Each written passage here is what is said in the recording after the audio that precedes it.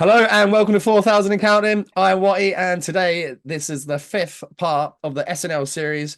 I'm joined by Chad Smith from the Edinburgh Capitals. Chad, welcome to 4,000 and Counting, mate. Thanks for having me. I was talking to my client a minute ago. He's like, "Oh, you got to go and do a podcast." I was like, "Yeah," and I was like, "I played against the lad's dad. That's how fucking old I am now." Like, and I was feeling it, feeling the greys are coming in. But yeah, good to get you on, mate. Congratulations for making the final four. First of all, let's start there. Thank you Exciting very much. times. Love a bit of playoff hockey. How was the quarterfinals to get into this stage? Yeah, the quarterfinals were a hard game. We played against the Tigers, who finished seventh. But the Tigers have a really good team. I think the league this year was that tight that anybody could beat anybody, and that was shown quite regularly through the year. So we didn't take them lightly, and they gave us a pretty good game on the return leg in Dundee. I think the first game we won, I think it was 9-3 at home, um, which made going there a little bit difficult, with a six-goal lead. But I think after we seen what happened with Mental. Kilmarnock and the Kestrels, we kind of had to up our game a little bit. I've been saying all week, and I've been thinking all week. I've said it to every guest that we've had on. I can't think of another team that's sprung back at 6 goals and then win it. So 7 goals. I Yeah, can't ever remember that happening. no, I think, myself included, I think a lot of people just wrote it off. Like we were already kind of thinking we're going to play Kilmarnock in the next round, and then they done it 8-1 or something. It was 7-1. Yeah, just one of the craziest, and that's what I love about sports. Stuff like that can happen, but that's one of the craziest ones that I can remember. Obviously, like you say, the Dundee boys make you work a little bit harder for it up there, but you're coming in on the back of a couple of decent performances. It's actually we just discussed this off air. Do you treat it as a home game even though it's a neutral venue? So how do you approach the game tomorrow? Because obviously normally you boys face off at like say 6:30 on a Saturday, Yeah. a little bit earlier, but it's still the home rink. I'm expecting like a decent amount of fans. How do you boys prepare? Is it just the same or? Yeah, for us, we've been saying all week that it's business as usual. It's the times. We're lucky that the time's not too much of a difference, so there's no excuses for being up way too early or pre-game meals and stuff like that. Um, I would say the advantage is with us that it's in Edinburgh. We get a good fan base, and we kind of get a boost off of the fans quite a lot. So we're lucky to have the venue being in Edinburgh. So we have to take that to the full advantage when we play tomorrow. The series between yourselves and Paisley, two each so far, according to Walks and a couple of the other boys that I spoke to this week. What's going to be the key to getting over the line against the Pirates? Because obviously they've improved a hell of a lot since the start of the season. They've been on a real good run, post Christmas. How do you boys unpick the Pirates? Paisley from years gone by, they've always been a hard working team. They'll put that extra 10% in that a lot of guys won't. They'll battle hard, and I think we've played them six times this year. We had them twice in the Scottish Cup as Oh, well. the cup as well, right? So we know what to expect really, and what guys to maybe watch out for on their special teams and stuff. But I think really if we play our game and stay at the penalty box, then we just need to do what we've done all year, really, and we should be good. So obviously the Scottish refs have come in for a bit of a pasting over the years, but I actually the game I watched up in Aberdeen, I thought the ref did a really good job. I thought he fucking refed an excellent game. So I it's kind of hard for me because I'd heard all that the refs are going to be dog shit, and then I saw the only experience I've had of the SNL, saw the ref and he was good. So what are you expecting from the officiating? Has there been some good officiating this year? Yeah, I think they're not Same going to be as good and perfect bad. Yeah. every game. I think that's just how it goes. But I think they're pretty fair and they're always keen to talk and they'll explain decisions and if they make a mistake, sometimes they'll put their hand up and say, look, I messed up type of thing. That's what you could ask for as a player because Yeah, there's nothing worse when a ref won't communicate with you. no. You're just banging your head against the wall. What do we know who is the officials for the weekend? I'm not sure. I'm guessing usually Elliot is there, Miller and Rose. They're the three referees we usually get, but I'm not sure because it's playoff weekend. They maybe have to change up. I'm not sure. Just looking through the top scorers in the league, obviously you got Johnny Dolan, Ennis Gallagher, top scorer with 44 goals. But from the teams that are competing this weekend, you're all kind of very well represented. You got John Dolan, 36 goals. You got Joel, and I'm not going to attempt his name as we discussed off air. For you boys, he's got 30 goals. Young Connor Duncan, 26 goals. Gary Simpson, 24. James DeMeo, 24. Yourself chipping in with 24. And Scott Jameson, 23. Joe Lynch, come on, is that Stephen Lynch's boy, is it? Yeah, young Joe. He's fucking hell. But remember his dad coaching the Air Scottish Eagles. And then obviously playing against Stephen. So yeah, like it looks like there could be a few goals at the weekend. I know some of the boys are saying they think it might be a little bit tighter affair, but looking through those top tens, there's a lot of boys like 20 plus goal scorers across the four teams. So I'm expecting some goals. Yeah, I think the forwards in the SNL, especially over the last 2 3 years that I've been back here, have gotten a lot better. There's a lot of more skillful players. Whereas before, I think when I was younger coming up, it was a lot more, what I say, meat and potato without being disrespectful, but it was more, less technical hockey, less skillful players. I think now there's a lot of guys who can put the puck in the net. So we need to be defensively better this weekend as well, especially playing against Paisley and then obviously going through to the next round. Hopefully, Kessel's and Aberdeen both have two lines of forwards that can score, can punish you. So speaking to Big Phrase, he's actually the only one that's kind of gave me any sort of prediction. Actually, I haven't pushed because you don't really want to go down that route. But he's thinking you boys are going to get the job done, and that is going to tee up a final against the Lynx. If that is to be the case, you boys top two teams in the league.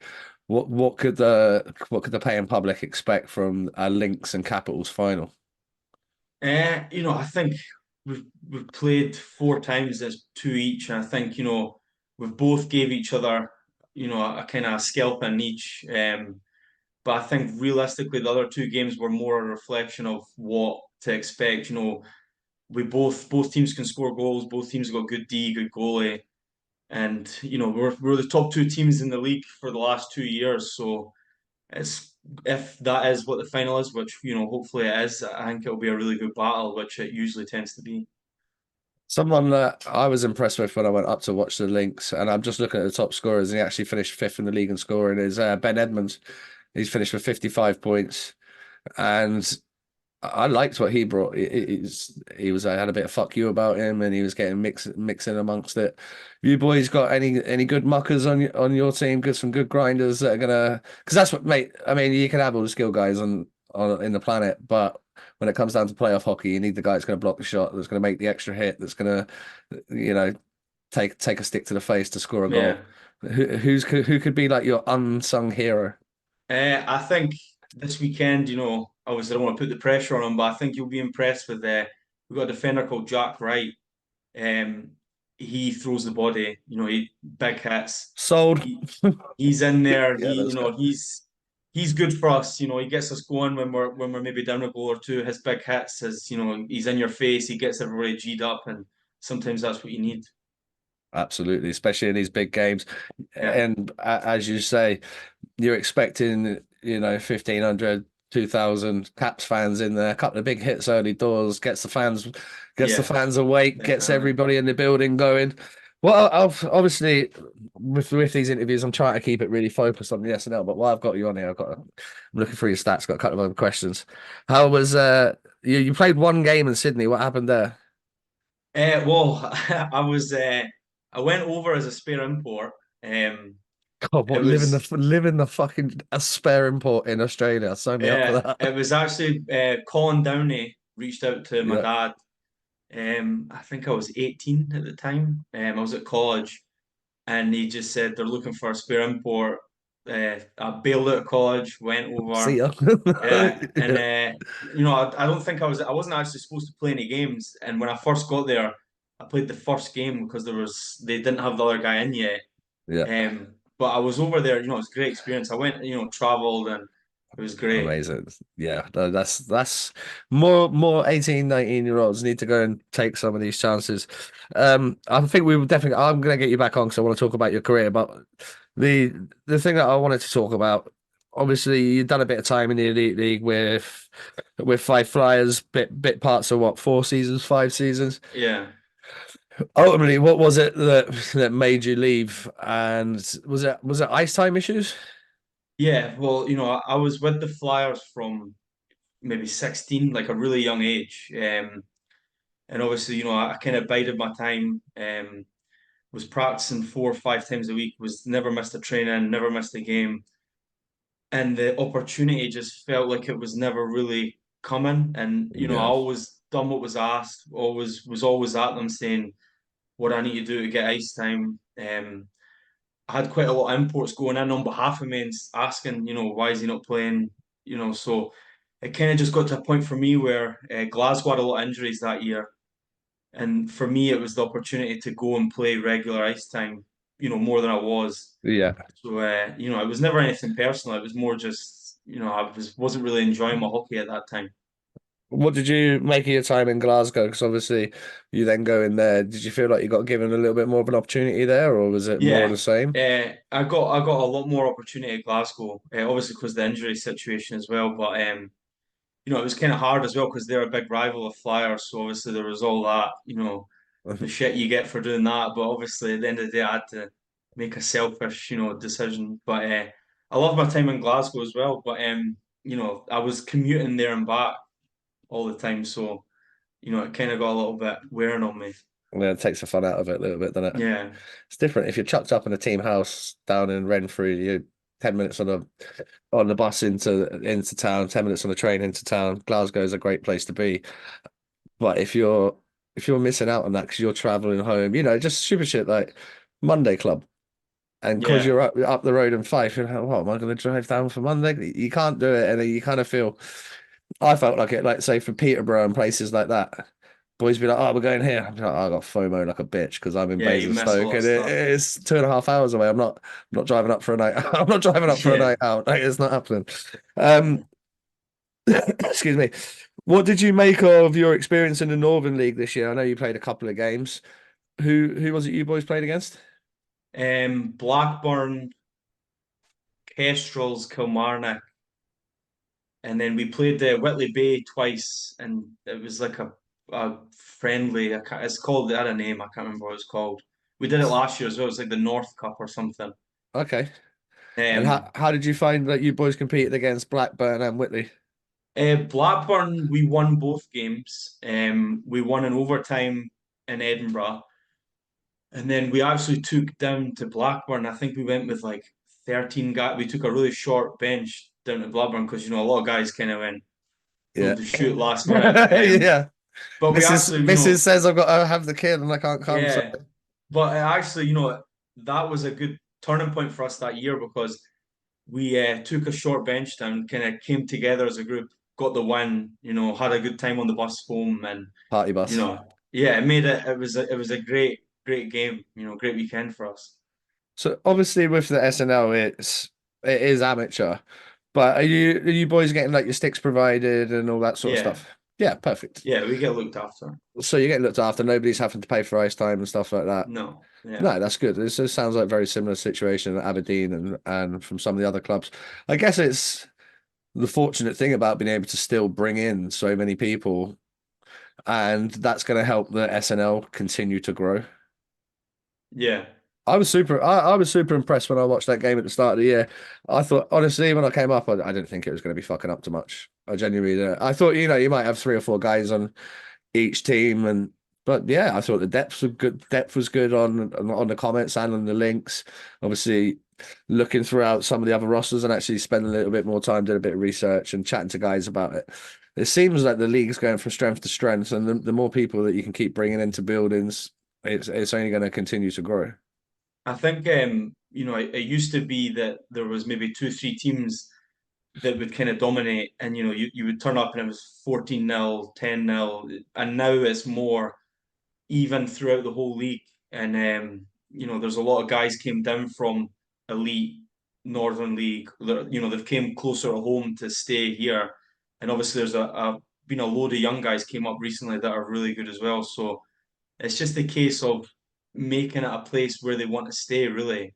You Yeah, know, obviously at the end of the day, they're going to want to go play elite. That's obviously the end goal for a lot of them. But if you can make it somewhere where they, you know, they enjoy their hockey and they're, you know, and there's you're playing in front of 1,500 fans, then you know it's a yeah. little bit more appealing for a lot of other guys.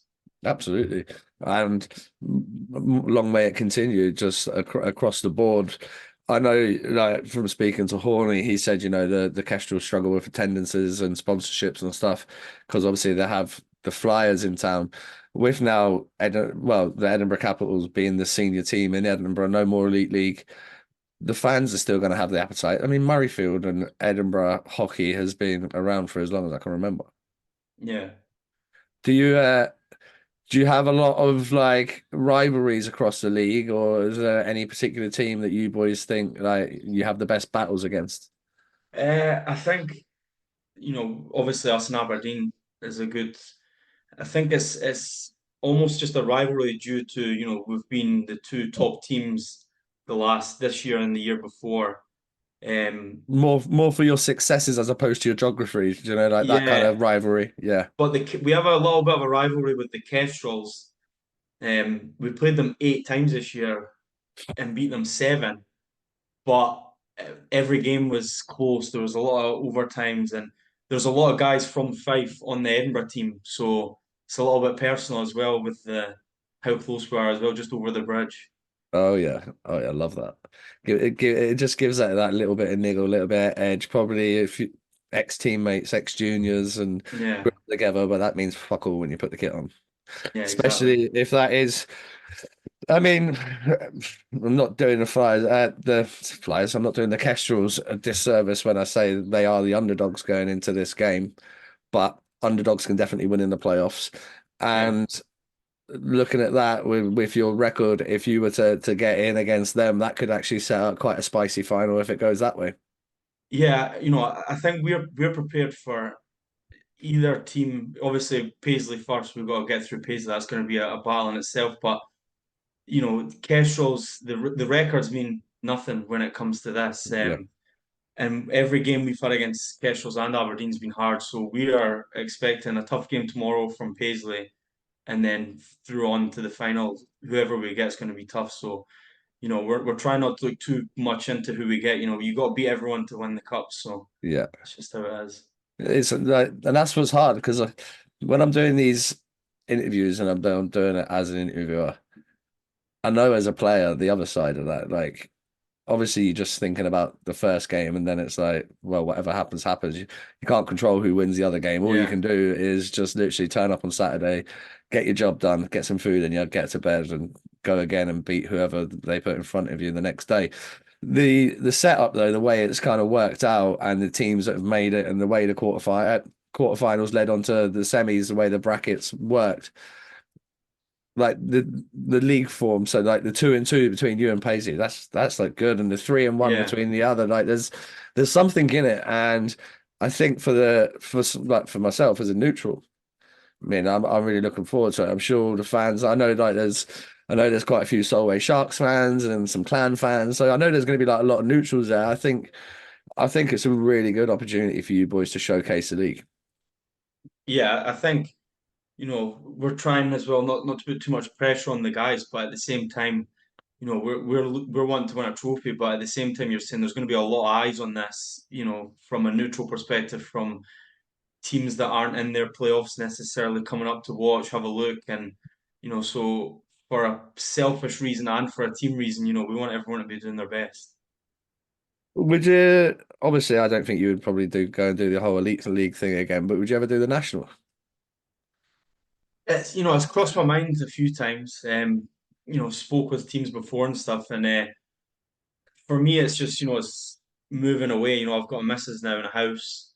But I mean, obviously now that Solway's in the league, Yeah. there's you know, it's a little bit more tempting. So you know, never Something's say just never type thing. in the back of the brain there going, you Yeah, know what, it's this tempting. this could be all right. And obviously with your elite league experience and playing so many games in the elite league, you, I mean, it would be completely different a role you would be expected to do in the national as opposed to it would be in the elite league. I think Barry's a good friend of mine, but it's no secret that he struggled at the start of the year in Solway, but then again he goes down to Bristol and he starts putting points back up and he starts to find his feet and for Yeah, whatever reason it worked well for him there.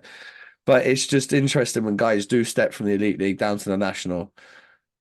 I think people just think because they step from the elite league down to the national, they're just going to rip at a new one. Like it yeah, depends on what role. Like if you're out there blocking shots and fucking grinding and playing four flying minutes, and you've done that for 5 seasons, you're not just going to come to the national and score 75 goals. It doesn't work like that.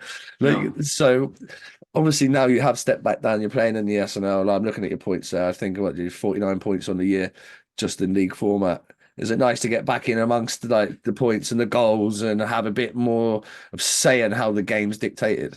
yeah. I mean, obviously throughout juniors and with GB juniors and stuff, I was always like a goal scorer, getting points, a little bit of grit, and then you go to there and you're a fourth line grinder. It's totally different to what you've done your whole life, and then so it's good to kind of come back and feel that you're actually making a difference. You're winning games with your goals. You're Yeah. making an impact on winning trophies and stuff. Whereas before you kind of just felt like a spare guy a lot of the time. Yep, been there, done that. Yeah. Yeah, know the feeling very well. A few fucking splinters in my ass from sitting on the bench up and down the elite league. Yeah, I know the feeling, mate. And it is frustrating because you feel like you're doing your bit and you're not getting the opportunity. And for me, like especially when I was in Basingstoke, they were bringing these fucking dummies in on two ways that couldn't even skate, and I'm sitting on the bench. Yeah. I'm like, put me on the fucking ice, like use me, like you've signed me, use me. And maybe me and Mo clashed because of that, because I'm not exactly a shrinking violet. I've got something to say. Even at 16, 17, I was going to say it. Yeah. And I think I think that a lot of the young Brits are kind of held over a barrel with it. And I get it. You got to pay your dues and you got to learn the game and you got to do all that. But there needs to be like when we bring in these imports over, if they're good and they're better, then yeah. But we've seen imports over the years that haven't been very good. They've come over and it's like, why the fuck is this guy playing ahead? Why is he Yeah. even in the country? And then why is he playing ahead of me? Like this. So, in order to you to touch on like your Great Britain junior career there, like we all want the GB senior team to be playing at top pool, and we all want that to be for as long as possible. But unless we start bringing some GB players into the elite league, and then some British players into the elite league, and then from the elite league into the British program, then we're going to find ourselves back in Division 1B faster than we can ever imagine.